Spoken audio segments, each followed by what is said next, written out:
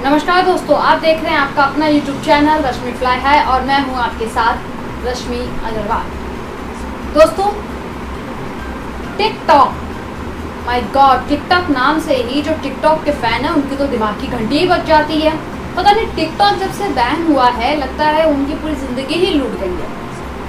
खैर, जैसा कि हम सब जानते हैं कि भारत सरकार ने 59 चाइनीज़ ऐप्स को भारत में बैन कर दिया है और बैन के पीछे की वजह यह है कि भारत सरकार ने इन ऐप पर आरोप लगाया है कि ये भारत का डाटा लीक कर चाइना या भारत के बाहर भेज रहे थे।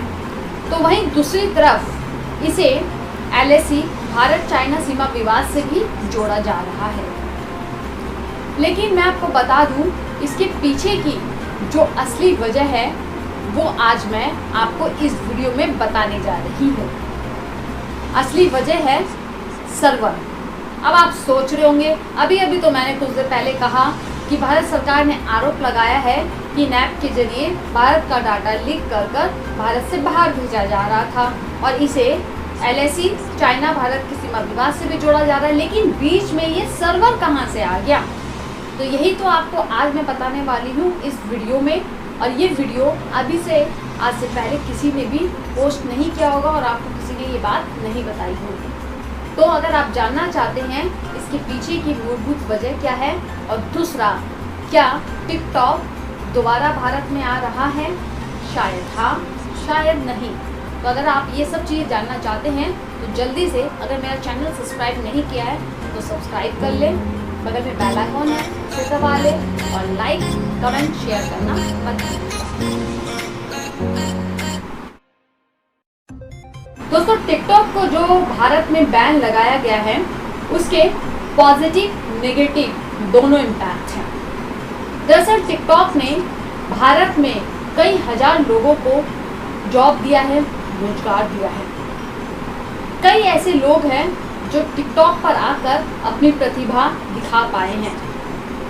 अगर हम ऐसा कहें कि टिकटॉक ने लोगों को मंच दिया है और रातों रात स्टार भी बना दिया है, जिन्हें हम टिकटॉक स्टार के नाम से जानते हैं। यहाँ तक कि कई बॉलीवुड ऐसी हस्तियाँ जो फिल्म इंडस्ट्री से कहीं ना कहीं लुप्त हो गई थी, दिखाई देना बंद हो गई थी, वो भी टिकटॉक पर हाथ आजमा रहे थे और टिकटॉक पर वापस से बॉलीवुड स्टार नहीं बल्कि टिकटॉक स्टार के रूप में फिर से उभर रहे थे।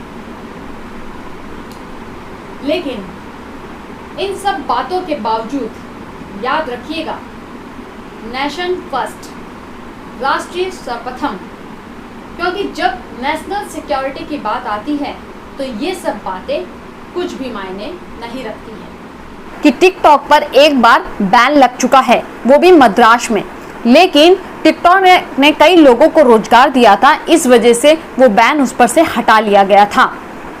आइए जानते हैं टिकटॉक के बारे में। और ऐसे भी बात सामने आ रही है कि टिकटॉक ने PM केयर फंड में 30 करोड़ रुपए दिए थे।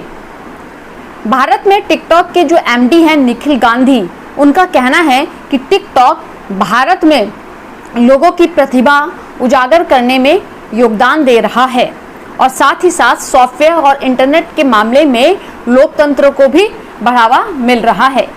लेकिन इन सब बातों के बावजूद भारत सरकार ने इन सब चीज़ों को दरकिनार कर इन ऐप्स पर बैन लगा दिया है, क्योंकि आरोप है कि इनके ज़रिए भारत का डाटा लीक कर इसे भारत से बाहर भेजा जा रहा था। दरअसल वो भारत का डेटा भेजा जा रहा था सर्वर पर। टिकटॉक पर बैन हो गया वो ठीक है, लेकिन ये जितने भी 59 ऐप्स थे उसमें भारत सरकार को आगे आकर जल्द से जल्द इनका सब्स्टिट्यूट खोजना चाहिए और सबको ये बताना चाहिए कि कौन सा ऐप आपके लिए सेफ है और उस पर आप काम कर सकते हैं। क्योंकि अब आप ज़रा सोचिए, अभी इस वक्त मैं YouTube पर वीडियो बना रही हूँ, हो सकता है आने वाले समय में मेरे 1 मिलियन से ज़्यादा सब्सक्राइबर हो जाए, मैं फेमस हो जाऊँ, लेकिन अचानक से YouTube बंद हो जाए तो सोचिए मेरी तो सारी मेहनत बेकार हो गई। तो इसीलिए पहले से ही भारत सरकार को इन सब चीज़ों की तैयारी कर लेनी चाहिए। भारत सरकार को एक टीम गठित करनी चाहिए, वो भी अच्छे सॉफ्टवेयर इंजीनियरों की, जो ये ऐप बंद हुए हैं उनका सब्स्टिट्यूट ढूंढ के जल्द से जल्द नई ऐप पे काम करें और वो ऐप सेफ हो, नेशनल और सिक्योरिटी वाइज से उनका कोई लेना देना ना हो। हालांकि मैं आपको बता दूं कि इन 59 ऐप जो चाइनीज़ ऐप थी जो बैन हो गई है, इनके सब्स्टिट्यूट पहले से ही भारत में मौजूद हैं।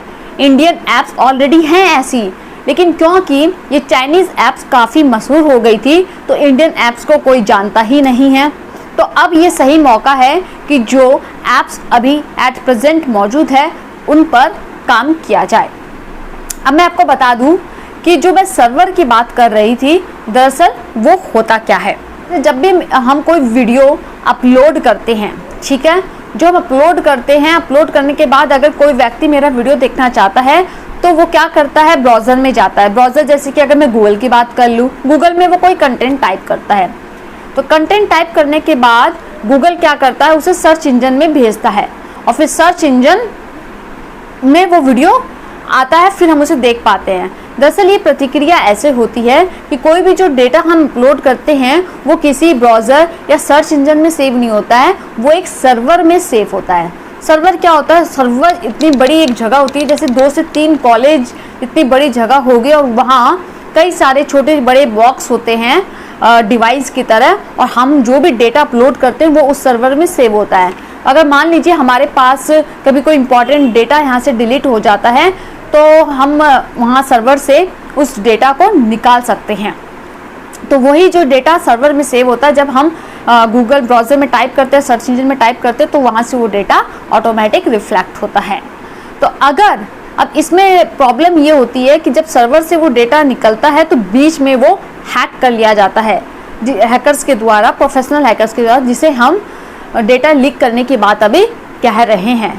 तो सर्वर एक्चुअली यही है कि जैसे टिकटॉक वगैरह में जब आप अपना कोई वीडियो अपलोड कर रहे हैं तो आपको क्या लगता है, आप वो वीडियो कहाँ अपलोड कर रहे हैं, वो वीडियो आपका दरअसल सेव हो जाता है एक सर्वर में।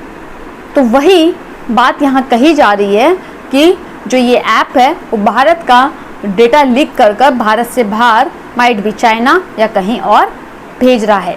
तो उम्मीद करती हूँ कि दोस्तों आपको समझ में आ गया होगा कि एक्चुअल सर्वर क्या है। तो अगर आपको मेरा वीडियो पसंद आया तो जल्दी से मेरे इस चैनल को सब्सक्राइब कर दें। जय हिंद।